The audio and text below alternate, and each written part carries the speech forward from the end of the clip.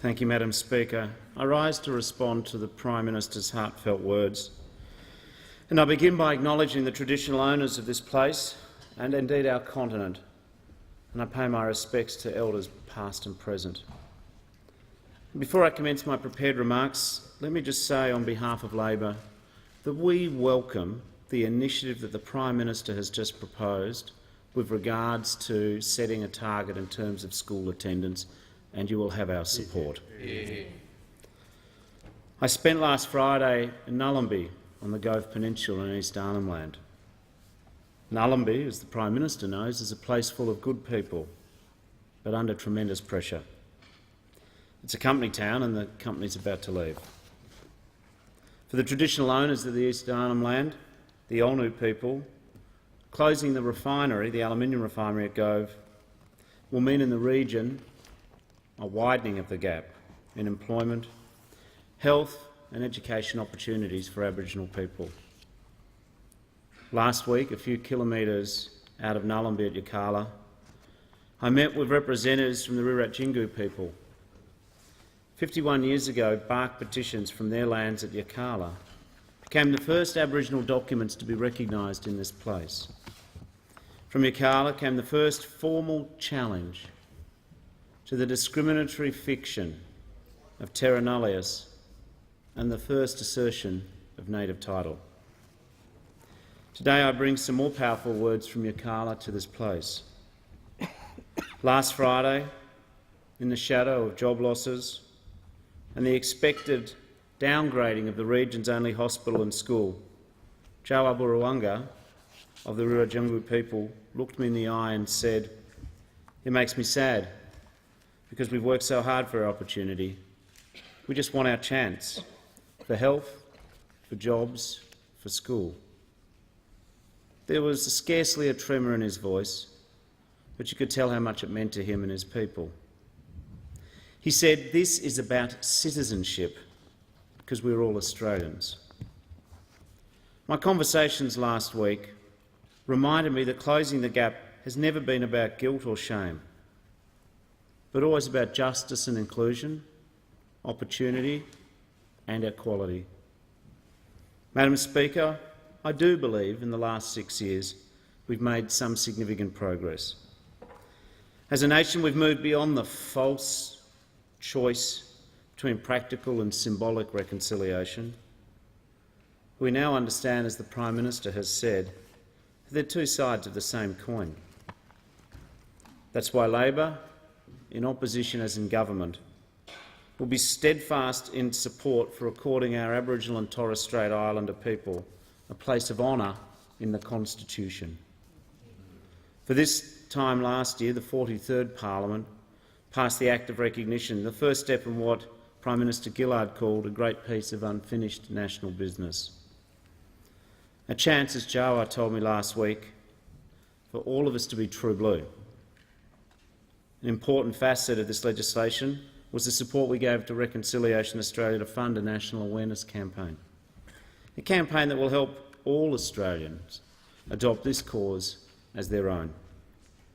One that will help contribute to the growing groundswell of support essential for constitutional change.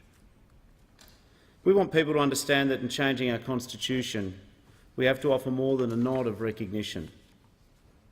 Labor believes that the proposed constitutional change should be guided by the recommendations of the expert panel, namely, remove section 25, which recognises that the states can ban people from voting on the basis of their race.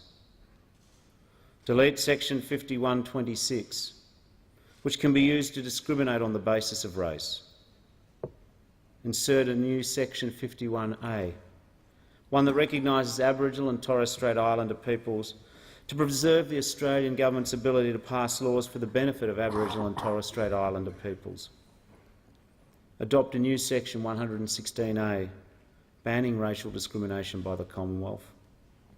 And insert a new section 127A, one that recognises Aboriginal and Torres Strait Islander languages were this country's first tongues, while confirming that English is Australia's national language. I was pleased to hear the Prime Minister commit to bringing a formal words to Parliament this year, and we shall work with him on this task. Because the second equally important element of the act of recognition was the legislative timeline. This reform depends upon a sense of urgency and momentum. If we prevaricate or delay, we risk missing a unifying moment. We risk abandoning the field to those who prefer to use Australian history as an instrument of division, those whose appetite for conflict divides our nation, those who would prefer to maintain the shameful great Australian silence than face the truth, learn from it and grow. We must be resolute and swift, because justice delayed is justice denied. This summer, many Australians were touched by the tragic death of Daniel Christie. They spoke about the scourge of alcohol-fuelled violence in our cities. But this is a problem confined not to late nights in King's Cross. In remote communities across Australia, grog plays a sinister part in domestic violence and abuse. In government, Labor took a strong stance on managing alcohol-related violence. For instance, my honourable friend, the member for Lingiari, knows better than anyone the controversy that surrounded our often unpopular measures. National leadership on alcohol management plans resulted in a 6-year decline in alcohol consumption in the Northern Territory. But tragically, as Senator Peris said this morning, the rivers of grog are flowing again, and violence is being borne along in their current. In the last year, alcohol-related violence is up 15%. Domestic violence is up 21%. We know there are 23 new alcohol management plans ready and waiting for government approval. And I welcome the Minister in the gallery to the House of Representatives, and I would call upon him and the Prime Minister to take action and approve these plans. Do as has been done and put in place a comprehensive approach to tackling alcohol abuse that addresses the harm, reduces supply and supports communities. We shall support you every step of the way. The Labor Party will persistently and consistently take a bipartisan, positive and constructive approach to every facet of Aboriginal and Torres Strait Islander policy. As a parliamentarian, though, and a believer in the good we can do in this place, I perhaps wonder when people say that any matter is not about politics, empowerment and change. Surely the great and exciting hope of closing the gap, strengthening communities, opening up new opportunities and making our whole nation a better and more equal place is what politics is for. Our parliament should be the place where policy proposals are subject to rigorous analysis. So while Labor is eager for Aboriginal and Torres Strait Islander policy to be a discussion characterised by consensus and bipartisanship, while we welcome the end of the damaging acrimony and the division that characterised the debate on native title, we remain committed to advocating our position and laying our vision out for a better future for Australia's Aboriginal and Torres Strait Islander peoples. The Labor Party will stand by the closing the gap targets, and we welcome the Prime Minister's proposition of a new target. We will stand by the detailed funding arrangements and the rest of the design framework that was laid out and negotiated in government. Targets that were rightly developed in close consultation with Aboriginal and Torres Strait Islander people. And we hope that the 44th Parliament will build upon the progress of the 42nd and the 43rd Parliament. But the challenge of closing the gap does not belong to the Parliament alone. It belongs to the nation and the work of our generation. Success will only come when Aboriginal people are central to the political process, not just subject to it. I want to assure the Prime Minister and the Minister for Indigenous Affairs that Labor will assess every one of their policy proposals on their merits and offer suggested improvements where we think they're possible. We will also continue to voice our priorities and identify the issues that we think deserve attention. We worry when there's discussion about education funding, which may put additional support for schools with Aboriginal students at risk.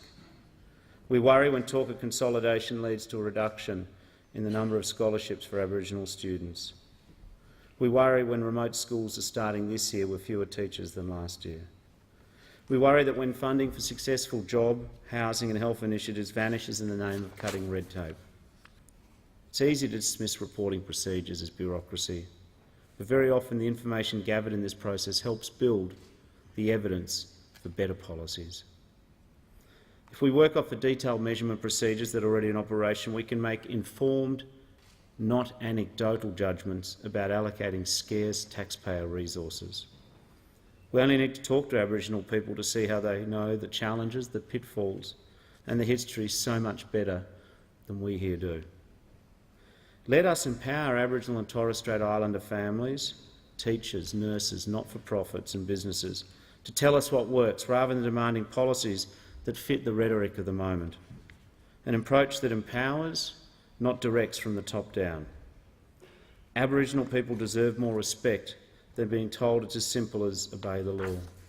One size does not fit all, and sometimes the tone of a message can be as effective or harmful as the content.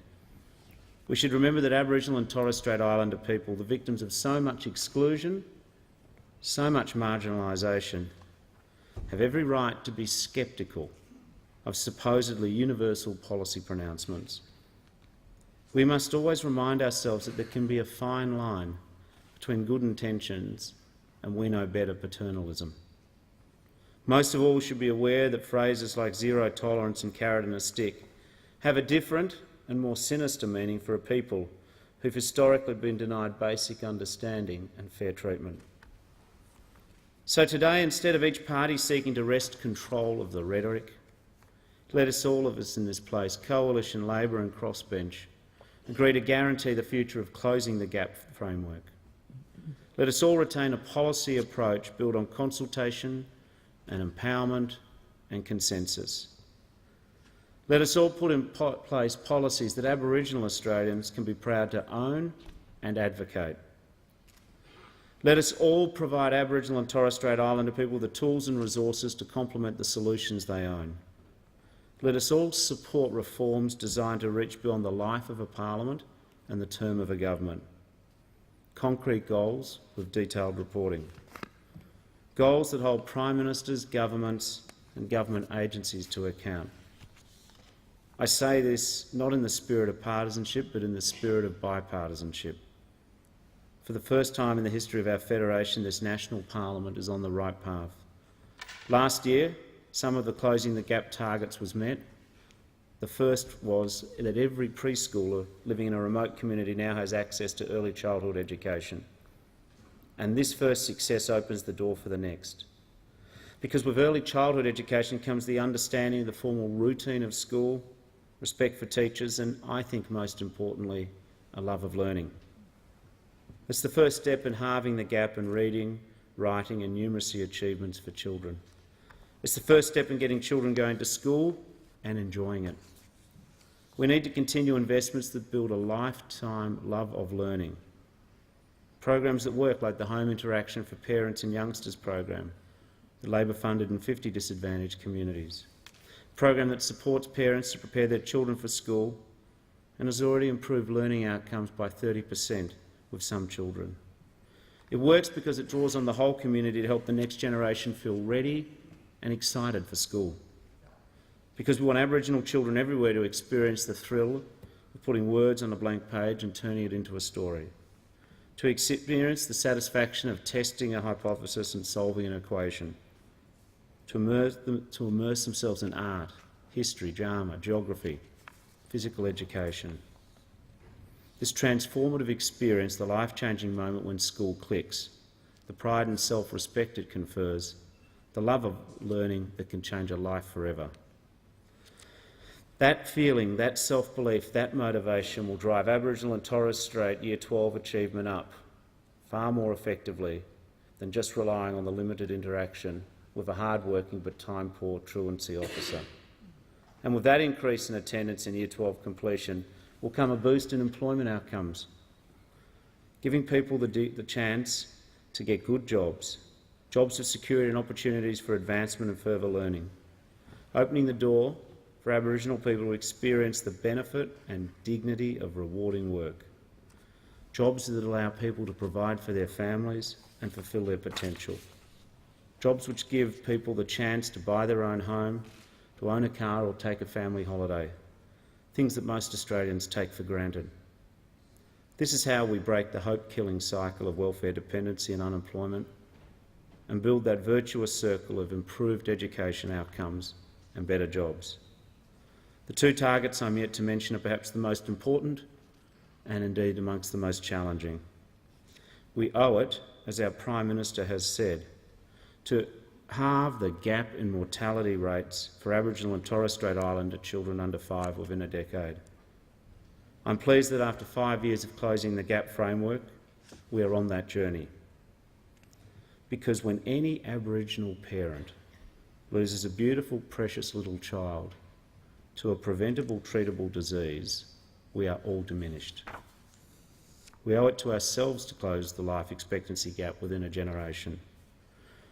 When disadvantage robs Aboriginal people of the right to a long, healthy life full of meaning and quality, our country is the poorer and the meaner for it.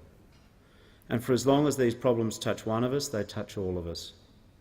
That's why it's vital we get the COAG agreement on a new health national partnership agreement on Indigenous health outcomes. It's why we need to implement the National Aboriginal and Torres Strait Islander Health Plan for improved health outcomes, a framework developed in partnership with Aboriginal and Torres Strait Islander people across this country.